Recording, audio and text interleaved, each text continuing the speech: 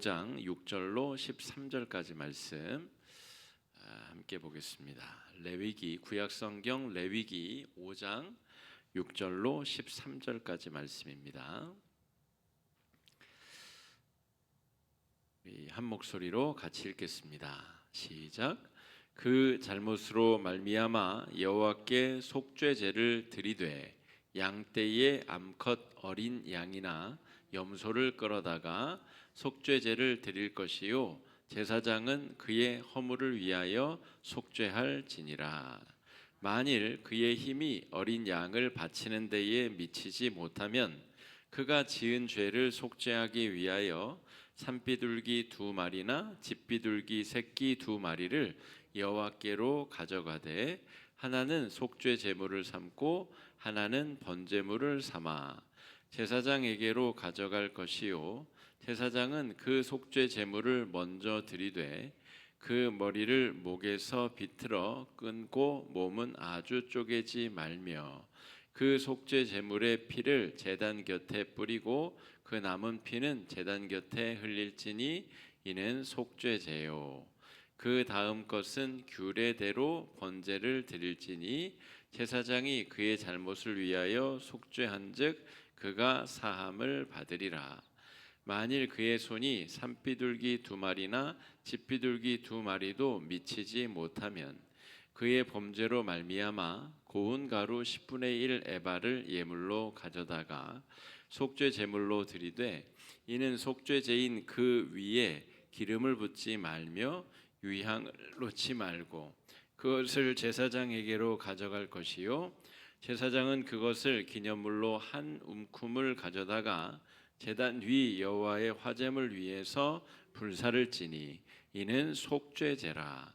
제사장이 그가 이 중에서 하나를 범하여 얻은 허물을 위하여 속죄한즉 그가 사함을 받으리라. 그 나머지는 소제물 같이 제사장에게 돌릴지니라. 아멘. 오늘 평신도 신학강좌 115번째 시간인데요. 율법에 나와 있는 제사법에 대해서 살펴보겠습니다. 그런데 오늘 우리가 살펴볼 이 제사법은 번제, 소제, 화제제, 속죄제, 화목제, 속죄제, 속건제 이 5가지 제사를 구분하고 어떤 용도로 어떻게 드리고 어떻게 해서 제사장의 몫은 뭐가 되고 어떤 것은 어떻게 하고 그런 강론에 해당하는 게 아니고요.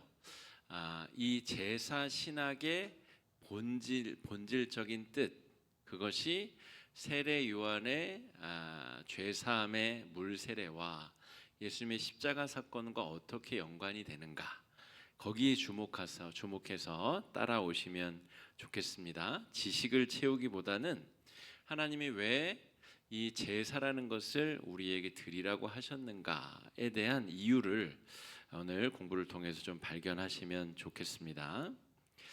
율법은 하나님이 출애굽한 백성들에게 주신 법입니다. 법. 노예일 때는 노예의 법이, 자유인일 때는 자유인에게 해당하는 법이 따르는 것이죠. 그래서 하나님은 이제 이스라엘 백성들을 노예로 대하지 않고 자유인으로 대하기 위하여서 자유를 가진 자가 지켜야 되는 법, 자유를 가졌다고 해서 내 맘대로 다른 사람을 해치고 나의 자유를 누리기 위해서 다른 사람의 자유를 침해하고 이러면 안 되겠죠. 그래서 자유인은 자유인에 걸맞는 법을 지켜야 됩니다. 그게 바로 율법의 내용이죠. 십계명으로 대표되는 이 율법, 하나님을 잘 믿고 하나님을 잘 믿는 것처럼 이웃들을 사랑하라. 이것을 십계명을 요약하면 그렇게 말할 수 있습니다. 그런데 인간이 유한하고 또 연약하고 부족한지라 이 율법을 잘 지키면서 바른 인간으로서 살아가면 참 좋은데 그렇게 하기에는 너무나 연약함과 부족함이 있어서 죄를 짓고 죄에 걸려 넘어질 수밖에 없는 그런 존재라는 거죠.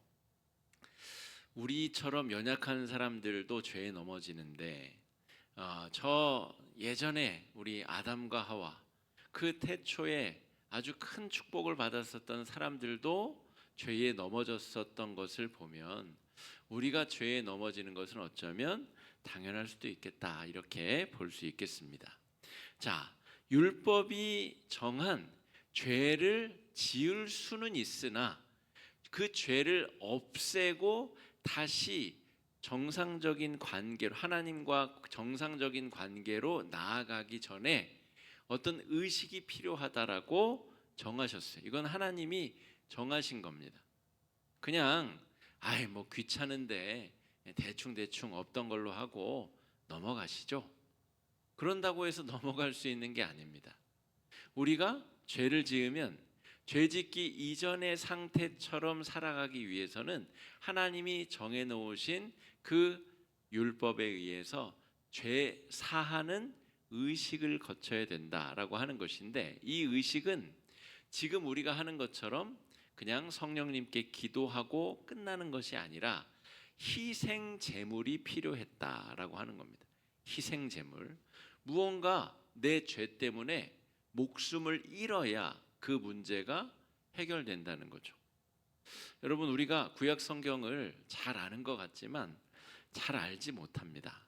제사를 드린 사람이 그 제물을 직접 죽여야 됩니다. 오늘 우리가 읽은 레위기 5장 본문에는 산비둘기, 집비둘기를 제사장이 잡도록 돼 있어요. 오히려 가난한 자가 드리는 제물은 제사장이 잡아주지만 이 양이나 소, 염소를 데리고 가면 그 데려간 사람이 직접 안수하고 그 짐승의 목을 스스로 따야 됩니다. 그리고 해석의 여지는 있지만 가죽을 벗기고 포를 뜨는 것도 제사를 드리는 사람의 몫으로 해석하는 경우도 있습니다. 그러니까 여러분, 심각한 문제가 벌어지는 거예요. 이걸 내가 짐승의 멱을 따고 그 짐승의 가죽을 벗겨서 그걸 포를 떠서 그걸 주면 이제 제사장은 제사장이 할 일을 하는 것, 제단에 피를 뿌리고 이 제단에 제물을 얹고 하는 일을 하는 거죠. 제사를 드리는 사람이 제물을 죽여야 한다는 것, 그리고 자신의 죄를 짐승에게 뒤집어 씌운다는 것. 여러분, 누명 씌워 봤어요? 다른 사람에게? 누명. 내 죄를 제가 그랬어요. 저는 아무것도 제가 잘못했어요. 어렸을 때 한 번쯤은 다 해봤을 겁니다. 친구랑 같이 사고를 쳐놓고는 자기는 아닌 것처럼, 친구가, 동생이, 형이, 누나가 그랬던 것처럼 두려우니까, 벌 받는 게 너무너무 무서우니까 누명 뒤집어 씌우는 것. 다 한 번쯤 그런 경험이 있죠. 다 큰 어른이 자기가 지은 죄를 1년 된 양, 염소에게 뒤집어 씌우고 그 양과 염소를 자기 대신에 죽이는데 그걸 누가 해요? 내가 한다고요. 내가. 구약의 제사를 우리가 잘 아는 것 같지만 잘 몰라요. 제가 중고등학교 때 우리 전도사님이 저 청량리에서 실제로 비둘기를 사다가 학생들 앞에서 이걸 시연한다고 한 적이 있어요. 자기가 안 하고 총무 선생님을 시켰습니다. 근데 총무 선생님이 얼마나 사색이 돼서 거의 난장판이었습니다. 난장판. 근데 어쨌든 그 전도사님의 의도는 알 것 같아. 근데 너무너무 충격적인 일이에요. 내가 지은 죄를 다른 짐승에게 뒤집어 씌우고, 너도 알고 나도 알고 제사장도 알고 하나님도 다 아는데 뒤집어 씌우고 얘를 내가 죽여요. 그리고 자기는 깨끗해진다. 여러분, 와, 생각만 해도 아찔하지 않습니까? 우리가 그렇게 죄를 짓고 산다는 거죠. 자, 말씀 오늘 읽어보겠습니다. 레위기 1장 1절로 5절까지 말씀인데 읽어보겠습니다. 시작. 여호와께서 회막에서 모세를 부르시고 이스라엘 자손에게 말하여 이르라. 너희 중에 누구든지 여호와께 예물을 드리려거든 가축 중에서 소나 양으로 예물을 드릴지니라. 그 예물이 소의 번제이면 흠 없는 수컷으로 회막문에서 여호와 앞에 기쁘게 받으시도록 드릴지니라. 그는 번제물의 머리에 안수할지니 그를 위하여 기쁘게 받으심이 되어 그를 위하여 속죄가 될 것. 여기 써 있죠. 그의 번제물에 제물을 가져온 자가 안수하게 돼 있어요. 그리고 그러면 그를 위하여 속죄가 된대요. 속죄제를 드리는 거예요. 자, 5절 말씀 읽어보겠습니다. 그는 여호와 앞에서 그 수송아지를 잡을 것이요 아론의 자손 제사장들은 그 피를 가져다가 회막문 앞 제단 사방에 뿌릴 것이며. 자, 레위기 1장 1절에서 5절까지의 지금 기록된 거를 머릿속에 한번 그려보세요. 자, 자기가 죄를 짓고 수송아지를 데려와요. 그리고 안수하고 목을 따고 죽입니다. 그러면 제사장이 그 피를 가져다가 제단에 이제 뿌리는 거예요. 이렇게 진행이 되는 겁니다. 자, 여기서 조금 더 우리가 감정이입을 한번 해봅시다. 지금 자기 죄 때문에 끌려온 이 송아지 있잖아요. 수송아지. 이 수송아지는 그냥 어디서 돈 300만 원 주고 사온 게 아니에요. 자기 집에서 자기가 염을 주고 자기가 기른 소입니다. 그러니까 조금 감정이입을 더하면 자기 자식과 같은 존재에게 죄를 뒤집어 씌우고 죽이는 거예요. 하나님과 우리 사이를 멀어지게 만드는 죄가 그 정도로 아주 치명적이고 잔혹한 결과를 만들어낸다. 이것을 몸으로 익히고 마음으로 익히고 삶으로 익히라고 이런 율법을 주신 겁니다. 죄 자체가 문제가 아니라 죄로 인해서 하나님과 우리 사이가 거리가 생기고 하나님과 우리 사이에 문제가 생기기 때문에 그 문제가 얼마만큼 심각한 결과를 초래하는가, 이 문제를 되돌리기 위해서는 어떤 대가를 지불해야 되는가. 소 중에서 가장 좋은 것, 가장 귀한 것을 가지고 와야 됩니다. 그러니까 제일 상품성이 높은 것, 제일 예쁘고 귀한 것을 데리고 와야 돼요. 그리고 그것을 이제 죽여야 되는데 이미 정서적 교감이 이루어진 상태에서 나의 죄 때문에 이 짐승이 죽어야 된다라고 하는 거죠. 아주 심각한 문제가 벌어지게 되는 겁니다. 그런데 죄를 한번 이제 속죄제를 드렸어요. 그리고 난 다음에 또 똑같은 죄를 지었다라고 생각해 봅시다. 여기서 말하는 죄는 그런데 여러분 마음으로 짓는 죄 그런 게 아닙니다. 이거는 신약의 개념이고요.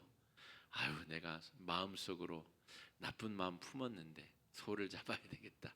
그런 건 아니고 율법에 명시된 아주 큰 죄, 뭐 십계명의 죄라든지 안식일법이라든지 이런 죄를 범했을 때 너도 나도 이게 죄라는 것이 분명할 때 이제 그런 이제 걸 해야 된다는 거죠. 자, 그런데 내가 또 죄를 지으면 자식 같은 짐승을 또 다시 해야 됩니다. 그 짓을 또. 여러분 이게 얼마나 참 인간으로서 하지 못할 짓이겠어요.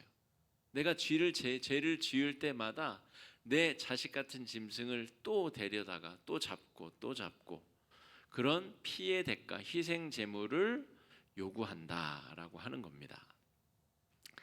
자, 희생 제물을 드리는 율법의 구체적인 유대교적인 어떤 이유는 그 희생 제물을 통해서 그의 손상된 그 영혼, 본질, 어떤 그 순수성이라고 해석할 수 있는 이 네페쉬라고 하는 단어, 그의 영혼이 이 희생 제의를 통해서 다시 온전케 된다. 이것을 하기 위해서 그렇게 하는 겁니다.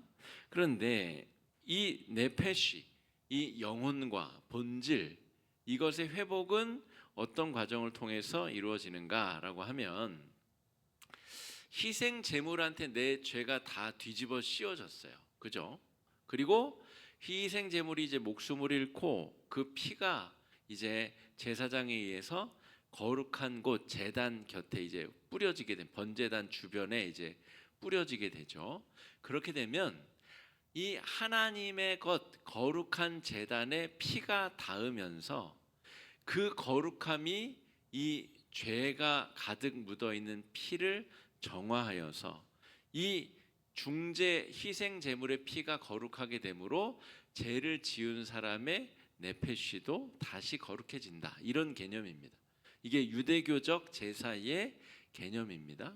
그런 식으로 거룩해지는 거예요. 그러니까 대충 말로 떼워가지고 거룩해질 수 없다는 거예요. 유대교적으로 속죄제를 지낸다는 것은 절대 안 할게요. 다음에는 절대 안 할게요. 제가 말로 꼭 약속드릴게요.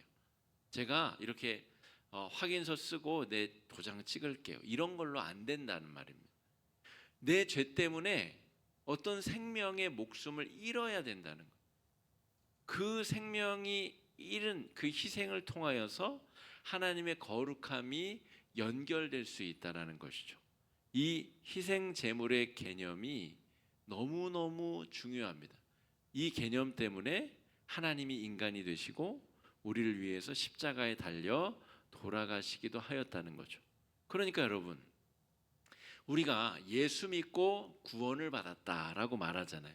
복음을 말할 때 복음을 들으세요, 예수 믿고 천국 가세요, 구원 받으세요 라고 말할 때 우리 그 신약 시대의 그리스도인들, 우리 교회의 성도들은 그 개념을 너무 하찮게 생각하는 경우가 있어요. 예수를 안다는 개념으로 예수를 믿는다로 착각하는 경우가 있습니다. 예수에 대해서 안다고 해서 다 구원받는 게 아닙니다. 예수를 믿는 척하기 위해서 교회를 다닌다고 해서 구원받는 게 아니에요.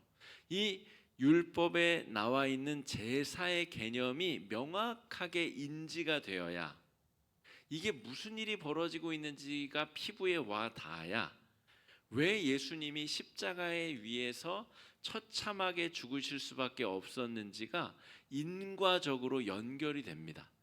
그 인과 연결이 안 되면 예수님을 아는 것을 믿는다라고 착각하는 거예요. 예수님이 나 때문에 죽었다라는 것을 믿는 게 아니라 그냥 아는 거죠. 아, 예수라는 사람이 하늘에서 내려와서 죽었대. 그런 이상한 사람이 다 있어. 그걸 아는 것과 그 예수님이 나 때문에 십자가에 달려서 피를 흘려 죽으신, 나를 살리기 위해서 희생제물이 되셨다는 것을 믿는 것과는 전혀 다른 차원의 문제다라고 할 수가 있겠습니다. 그러므로 여러분, 예수 믿는 사람들은 소수에 불과한 것이 맞습니다. 여러분, 막 예수를 막 너도 믿고 나도 믿고 온 국민이 다 믿고 이상한 일이에요. 그런 일은 쉽게 벌어지지 않습니다. 이 길은 정말 영화로운 길, 아주 복된 길, 귀중한 길이기 때문에 이 본질, 진실을 맛보고 진리의 길을 걸어가는 게 쉬운 일도 아니고 깨닫는 것 자체가 은혜의 사건입니다. 그러니까 너도 나도 아무나 다 걸어갈 수 있는 길이 아니에요. 여러분, 우리가 이 신앙의 길을 걸어가고 있는 것이 얼마나 축복된 길인가. 이건 내 의지와 내 힘으로 한 게 아니라 하나님의 은혜의 사건이라는 것을 고백하는 자가 이 믿음의 길을 자발적으로 기쁨의 길로, 따름의 길로 걸어갈 수 있는 겁니다. 올해 제가, 우리 작년까지도 안 그랬는데 올해부터는 성탄 장식을 할 때 자발적으로 오셔서 원하시는 분들이 하시면 좋겠다 말씀을 드렸어요. 그래야 뭐 일하러 가시고 출근하려 가셔야 되는 분들이 좀 미안한 마음도 덜고 그럴 거 아니에요. 그리고 진심으로 예수님의 탄생을 기뻐하고 기다리는 사람들, 막 예수님의 오심이 너무너무 기다려지는데 어찌할 바를 모르는 사람들이 와서 성탄 장식 하는 게 맞죠, 그죠? 그래서 그렇게 하기를 바랬는데 적절한 인원이 오셔서 적절하게 잘하고 가셨어요.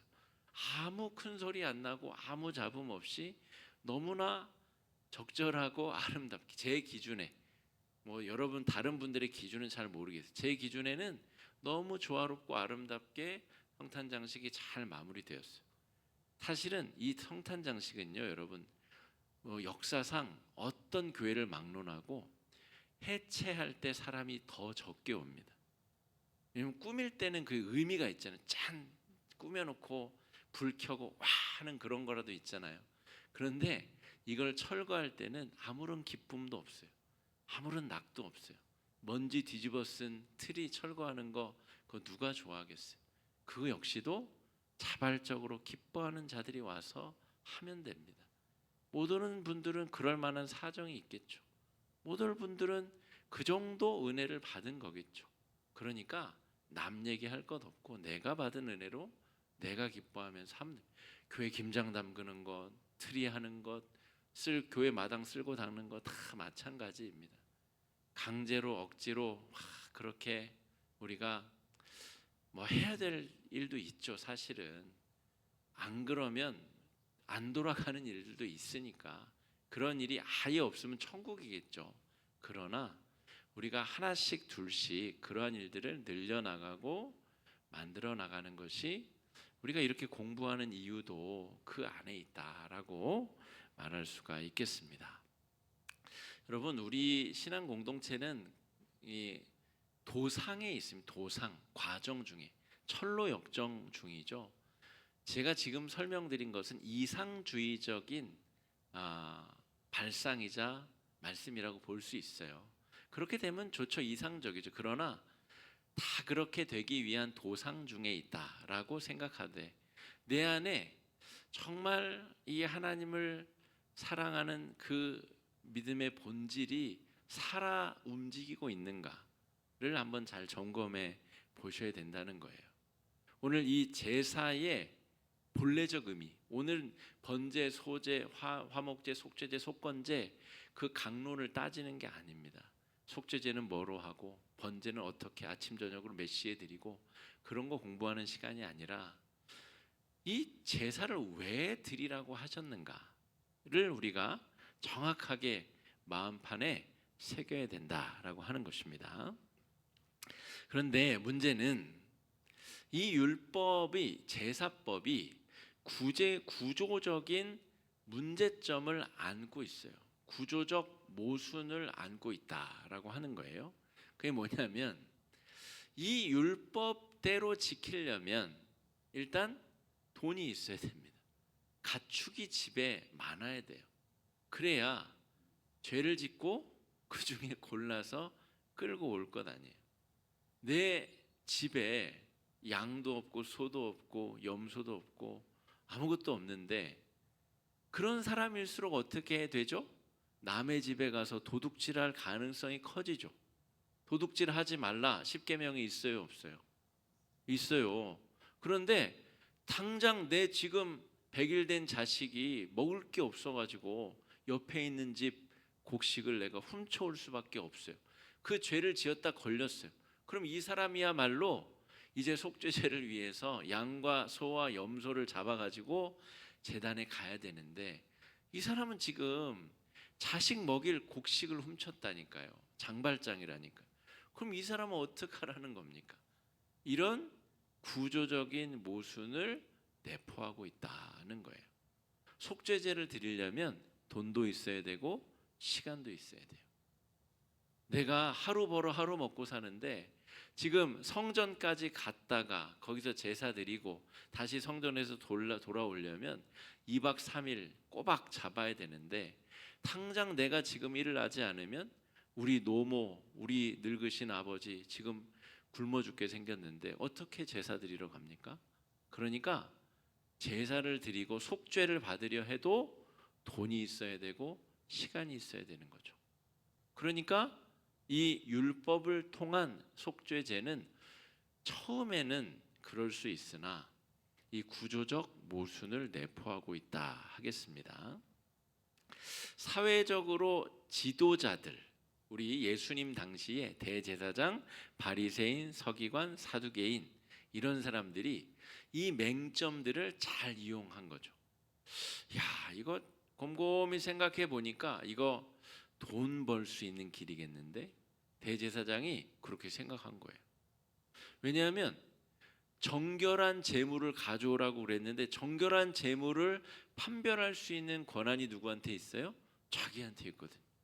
자기가 임명한 재물 판별관 레위인에게 있거든요. 제사장에게 있거든요. 야, 다 태클 걸어. 그래서 안 된다 그래. 다 하나씩 흠집 잡으면 흠집 잡을 수 있지 뭐. 얘는 이래서 문제고, 얘는 엉덩이 쪽에 털이 좀 빠져 있어서 안 되고, 얘는 얼룩덜룩해서 안 되고, 다 트집 잡아. 다 돌려보내라. 그리고 우리랑 수의 계약 맺은 우리 화곡 상회에서만 매매하는 가축을 거기서 사와야만 통과를 시켜줘라. 그러면 저 고향에서부터 재물 끌고 온 사람은 옆에 있는 다른 가게들에 다 가축 팔아 넘기고 그 돈에다가 웃돈을 얹어가지고 화곡상회에서 양 사오고 소 사와야 재물 드릴 수 있는 거예요. 자기가 팔아먹은 그 소는 다시 빙빙 돌아서 화곡마트에 들어가가지고 다시 유통이 되는 겁니다. 누가 돈을 벌어요? 대제사장과 그 졸개들이 수익 구조를 만드는 겁니다. 예수님이 성전에 올라가셔서 성전을 정화하시고 상을 다 뒤엎으신 이유가 거기에 있습니다. 이 제도 자체가 모순을 가지고 있고 악한 이들, 시간도 많고 돈도 많은 이들이 가만히 할 일도 없으니까 가만히 앉아서 구조적 모순점을 파고들어서 자기들이 앉아서 돈 벌 궁리를 하고 그 제도를 구조화시킨 거죠. 실제로 그런 일이 벌어진 겁니다.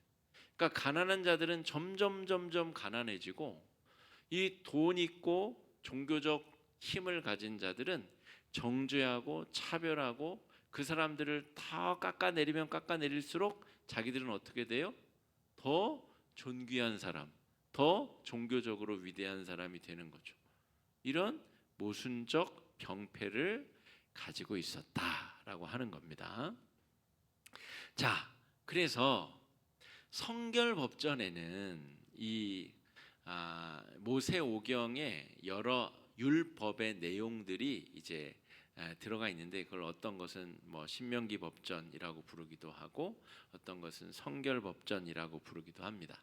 그런데 레위기에 적혀 있는 이 성결법, 제사를 지내거나 아니면 뭐 나병에 걸렸다가 회복되는 과정에 어떤 절차를 거쳐야 되는지 이게 다 성결법전인데 이 레위기 17장에서 26장의 내용 중에 이 가난한 자들을 구제하기 위한 이 특례법이 적혀져 있다라고 하는 거예요. 그러니까 하나님이 누구보다도 지혜로운 분이 이 율법의 모순점을 모르셨겠느냐? 모르시지 않으셨죠.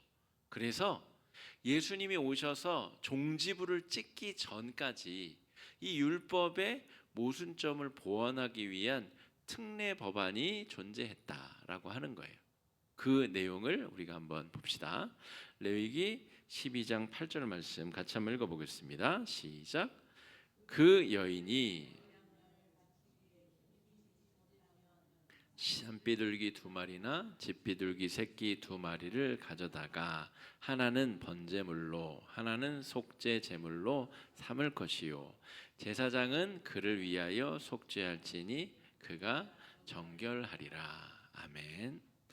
여러분 정말 하나님이 어떤 분이신지 눈물 나지 않습니까? 하나님이 가난한 자가 죄를 지을 가능성이 높잖아요. 그리고 죄 짓고 걸릴 가능성도 높죠. 가난한 자들이. 그러니까 그 사람들이 죄를 졌는데 죄를 벗을 길이 없어요. 속죄를 할 길이 없다고요. 집에 소가 있어요. 양이 있어요. 그러니까 죄를 지었는데 속죄할 수도 없고 죄인인 상태로 계속 멸시를 받으며 살아야 돼요. 한번 죄를 지으면 나락으로 떨어지는 거예요. 이 사람도 속죄할 수 있는 길을 열어주는데 그러면 산에 가서 산비둘기를 잡으라는 거예요. 산비둘기를 잡고 그리고 집비둘기가 나와요. 여러분 집비둘기는 뭐예요? 산에서 잡은 비둘기를 닭처럼 집에서 키우는 거예요. 왜요? 내가 또 죄를 지을 수 있는데, 그러면 산에 비둘기 잡으러 갈 힘도 여력도 없는 때를 대비하는 게 집비둘기입니다. 그러니까 여러분, 야, 이렇게라도 해라라고 하는 거예요. 게다가 산비둘기나 집비둘기도 없는 사람들은 어떡하냐라고 하면 14장 21절 말씀 읽어보겠습니다. 시작. 만일 그가 가난하여 그의 힘이 미치지 못하면 그는 흔들어 자기를 속죄할 속건제를 위하여 어린 수양 한 마리와 소제를 위하여 고운 가루 10분의 1 에바에 기름 섞은 것과 기름 한 록을 취하고. 22절 23절 읽어보겠습니다. 그의 힘이 미치는 대로 산비둘기 둘이나 집비둘기 새끼 둘을 가져다가 하나는 속죄 제물로 하나는 번제물로 삼아 여덟째 날에 그 결례를 위하여 그것들을 회막문 여호와 앞 제사장에게로 가져갈 것이요. 아멘. 그러니까 없으면 가루, 밀가루라도 가지고 오라는 겁니다. 밀가루와 기름이라도 가지고 와서 어떻게든 부탁해 보라는 거예요. 그러면 제사장은 들어주라는 겁니다. 힘이 미치는 대로 아무것도 없으면 있는 것 아무거라도 가져오라는 거죠. 그러면 제사장은 하나님이 이 법을 주신 그 뜻을 깨닫고 이런 법까지 만드신 하나님의 그 법 취지를 깨달아서 뭐라도 가져온 그 죄인의 죄를 사해 주라는 겁니다. 이게 하나님께서 우리가 죄로부터 벗어나도록 특례법을 제정해 주신 방법이다 하는 거예요. 그런데 아무리 가난한 자라고 해도 제사 없이 죄를 면할 수 있다는 말은 없어요. 그런 길은 없어요. 아니 그러면 기왕 용서해 주실 거 더 없는 사람은 말로 죄송합니다 그러면 용서해 주는 특례법 더 만드시지 왜 그런 건 없나요? 이 대가가 필요합니다. 대가 반드시 어떤 곡식에 빻은 가루, 그 밀가루 조금이라도 그 가루를 통해서라도 내 죄를 씻어낼 수 있는 그 죄를 뒤집어 써야 되는 희생, 대가, 제물이 필요하다는 것이 이 율법의 법정신입니다. 우리가 마음에 안 든다고 해서 이 법정신을 우리가 함부로 바꿀 수 있는 건 아니에요. 우리가 하나님이 아닌 이상 하나님이 왜 이렇게 하셨는가를 생각하고 몰두하고 집중해야죠. 그리고 그것에 합당하게 이후에 벌어질 십자가 은혜의 사건을 우리가 주목할 필요가 있다 하겠습니다. 제사를 통해 이익을 얻는 자들과 죄인의 굴레를 벗지 못하는 사람들의 격차가 이럼에도 불구하고 계속 커질 수밖에 없는 것이 우리의 현실입니다. 우리가 가지고 있는 이 죄의 본성이자 아까 대제사장, 제사장들은 하나님의 마음을 가지고 제사 드리러 온 사람들을 만나고 대해줘야 되죠. 그런데 저 사람에게서 얼마나 더 뜯어먹을 수 있을까? 내가 저 A 상회랑 계약을 맺었는데 요즘에 배가 불러가지고 상납금이 좀 작은 것처럼 느껴져서 횟가닥 B 가게로 상납회사를 바꿔서 내 이익을 더 늘리면 좋지 않을까? 그런 생각을 하고 대제사장이 업무를 본다면 심각한 이 제사법에 대한 모독이자 하나님의 그 사랑의 섭리와 속성을 모욕하는 행위를 저지르고 있는 것이다. 여러분, 실제로 예수님 당시에 이 대제사장은 돈으로 사고 파는 직위였습니다. 이 안나스라고 하는 제사장이 자신 사위에게 대제사장직을 물려줍니다. 그러니까 이건 뭐 그냥 엉망진창인 상태입니다. 그러니까 이 아론의 자손으로 혈통적 어떤 특이성을 보존하면서 그 직분을 영예롭게 감당한 것이 아니라 매간 매직의 대표적인 자리가 대제사장 직분 자리였다는 거죠. 그러니까 여러분, 내가 수십억 원을 내고 그 자리를 샀다고 생각해, 매관을 했다고 생각해 보세요. 매관, 매직을 내가 예를 들어서 30억 원을 주고 샀다고 칩시다. 그럼 내 임기가 5년이에요. 그러면 최소 얼마를 뽑아야 되죠? 예, 그죠? 황 권사님 50억 원 의견 내셨습니다. 그래도 2배는 남겨야 되지 않겠어요? 2배. 그러니까 이에 그냥 불을 켜고 긁어 모으는 겁니다. 각종 이유를 덧대서 온갖 수작을 더해서, 그리고 자기가 물려나갈 때는 오히려 뒤에 이 뒤을 대제사장에게 오히려 뭐 한 50억 붙여가지고 프리미엄을 붙여서 그 직을 팔아야 되겠죠. 그러니까 여러분, 지금 이 제사법에서 예수님의 십자가 사건에 연결되는 고리에 어떤 일들이 벌어졌는지를 잘 이해하시는 것이 이 성경 공부의 핵심입니다. 예수님이 왜 이 땅에 오셨는가? 이 대림절 3번째 주간이잖아요. 왜 오실 수밖에 없었나? 왜 십자가에 달리지 않으시고는 우리를 구원할 수 없으신가? 왜 율법으로는 우리가 죄사함의 은혜를 얻지 못하는가? 이 우리의 인간의 연약함과 죄성, 그리고 구조가 만들어낸 한계성들, 예수님이 이 땅에 인간으로 마지막 희생제물로 오셔야 했었던 분명한 이유가 여기에 있다라고 하는 거죠.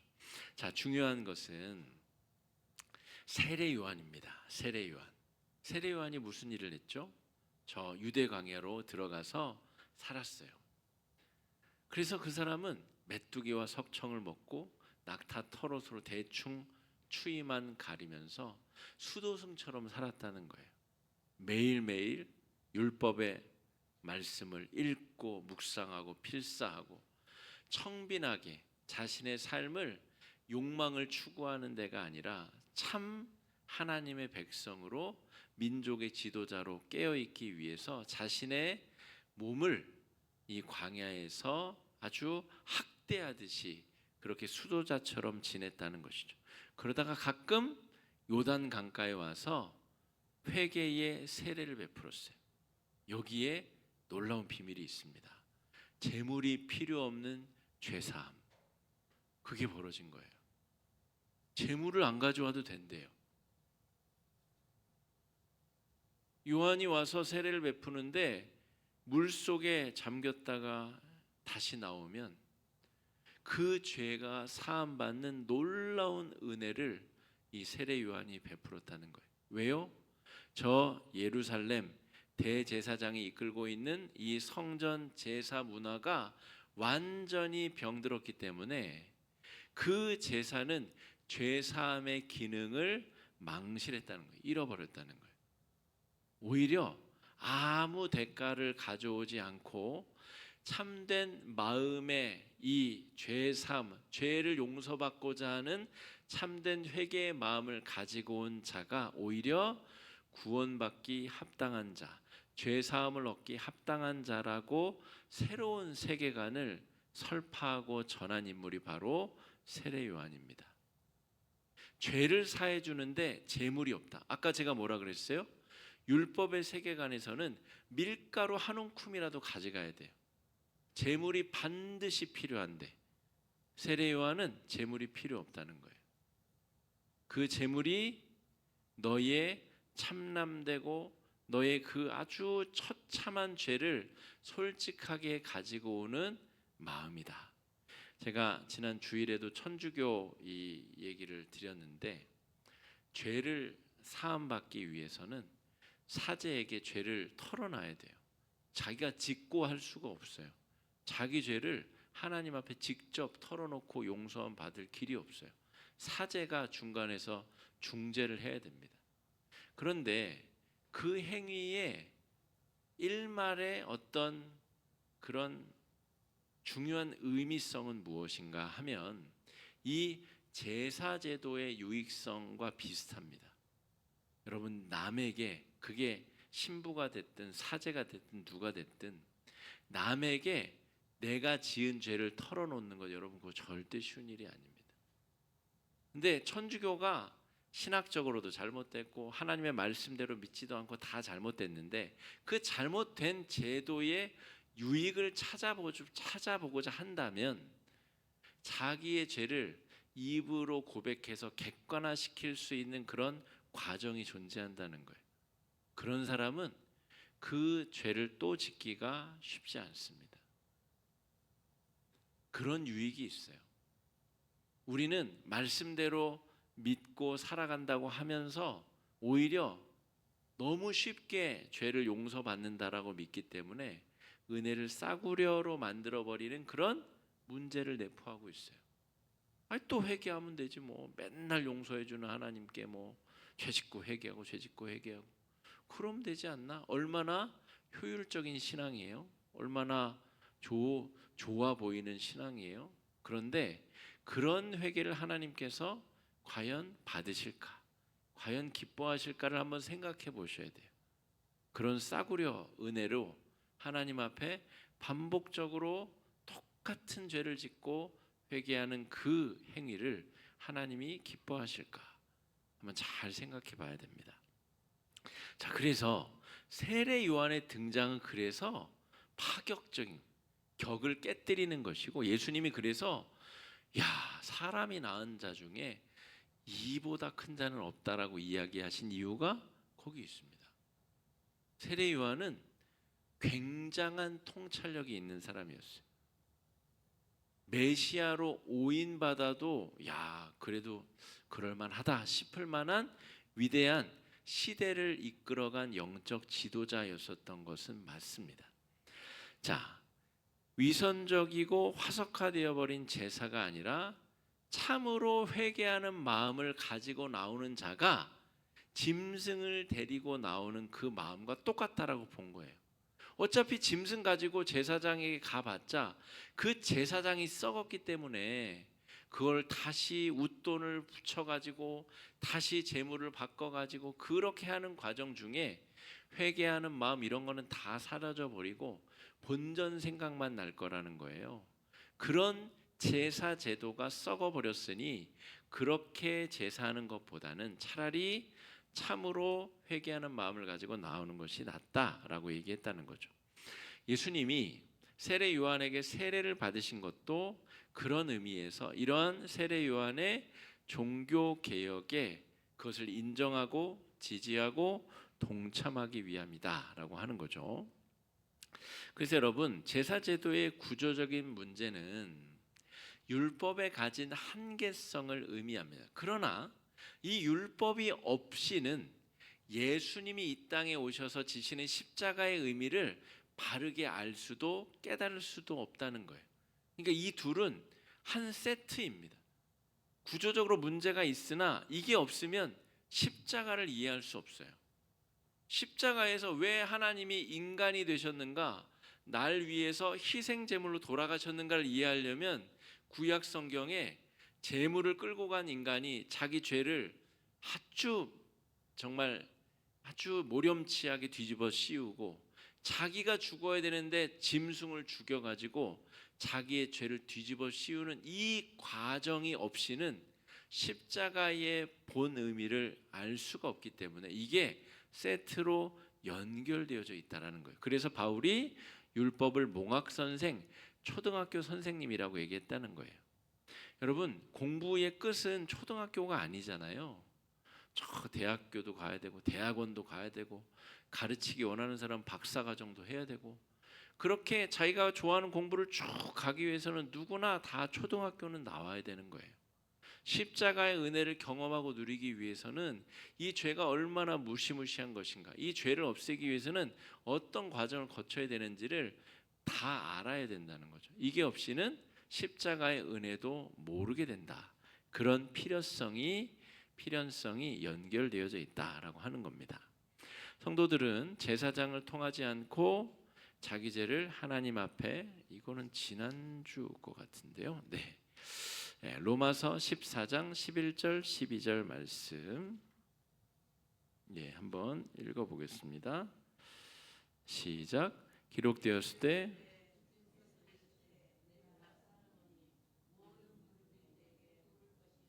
모든 혀가 하나님께 자백하리라 하였느니라. 이러므로 우리 각 사람이 자기 일을 하나님께 짓고 하리라. 자, 예수님이 이 땅에 오셔서 인간이 되시고 십자가에 달려 돌아가시고 그리고 부활 승천하신 다음에 성령이 오시잖아요. 이것이 지금 구약의 이 제사의 메커니즘과 한번 우리가 잘 이해를 해보자 이 말입니다.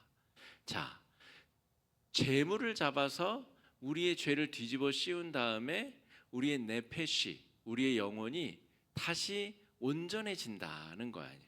그런데 예수 그리스도의 최종적이고 영원한 희생 제사를 통하여서 다시는 제사를 반복할 이유가 없어져 버렸고, 그것의 증거로서, 그것의 확실한 증명서로서 성령이 성도들의 내면에 임하셨다는 거예요. 그러니까 아까 말했죠. 우리의 네페시가 온전해지기 위해서는 희생 제물의 피가 제단에 닿아야 됩니다. 우리가 죄를 지어서 소를 데려와서 소를 잡았으면 소의 피가 번제단 주변에 뿌려져야 그 번제단의 거룩함으로 소의 피가 거룩해지고 내가 거룩해진다는 거예요. 그러니까 예수 그리스도의 단번에 영원한 희생 제물을 통하여 우리가 영원히 그 거룩함에 연결되기 위해서는 성령의 내주하심이 반드시 필요하다는 겁니다. 제사의 제물의 피가 제물에 뿌려져서 거룩하게 되는 것처럼 그 제단 성소의 주인 하나님께서 성도들의 마음 한복판에 내주하셔서 살아계시면 지속적으로 연결되어져 있고 접촉되어져 있기 때문에 이 구약 제사적 관점에서 거룩함이 유지가 된다는 거예요. 이게 구약 제사와 지금 성령 강림 사이에 아주 중요한 신학적인 연결고리입니다. 성령이 우리 가운데 오셔서 하시는 일이 무엇인가라고 하면 죄 지을 수 없는 인간에게 그 죄 사함과 거룩함이 유지되는 그 놀라운 역사를 성령께서 우리 가운데 하고 계시다라고 하는 거예요. 예수님의 죽음이 그래서 영원한 대제사장으로서 그리고 자기 자신이 희생 제물이 되셔서 영원하도록 유효하고 영원토록 그 권능이 유효하고 단 한 번의 제사로 모든 것을 다 통괄하는 그런 영원하고 최종적인 제사를 우리에게 허락해 주셨다라고 하는 것입니다. 임시적 성결을 대체하는 성령의 내주하심이 저와 여러분 우리에게 임하시게 되었다라고 하는 겁니다. 자, 베드로전서 2장 9절 말씀 같이 한번 읽어보겠습니다. 시작. 그러나 너희는 택하신 족속이요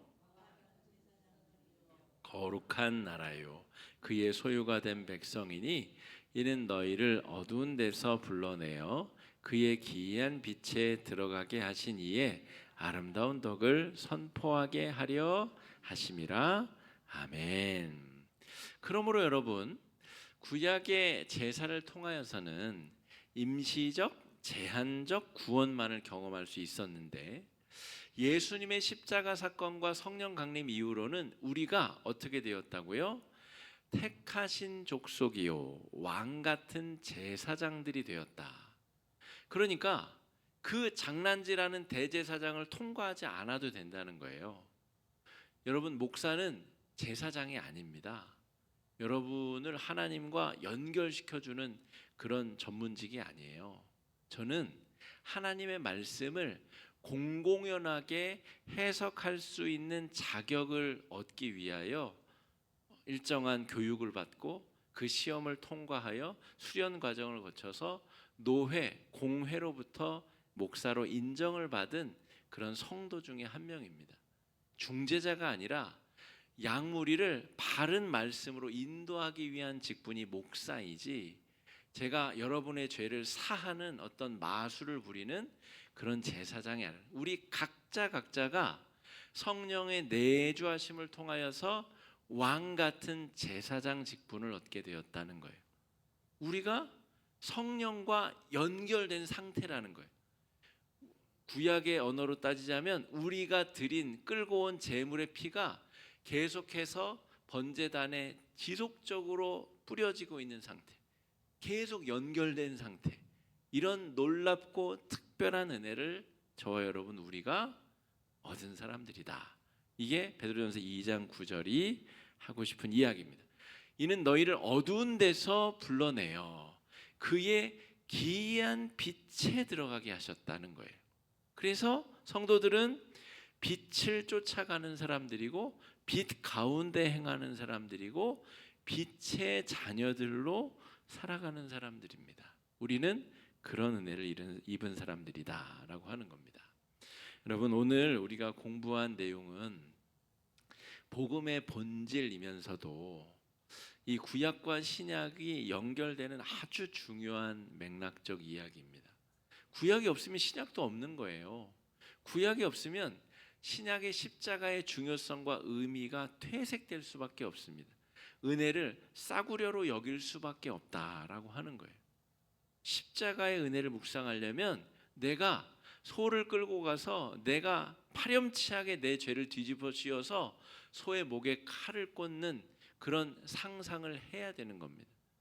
내가 그러지 않아도 되는 이유를 예수 그리스도가 나의 연약함을 아시고 해결해 주신 사건이 십자가의 사건이요 성령 강림의 사건이다 라고 하는 겁니다. 오늘 이 내용을 우리 신앙의 토대를 잘 이루도록 마음에 새기시고 또 더 성숙한 신앙으로 나아가실 수 있기를 축복합니다. 네 가지 정도 기도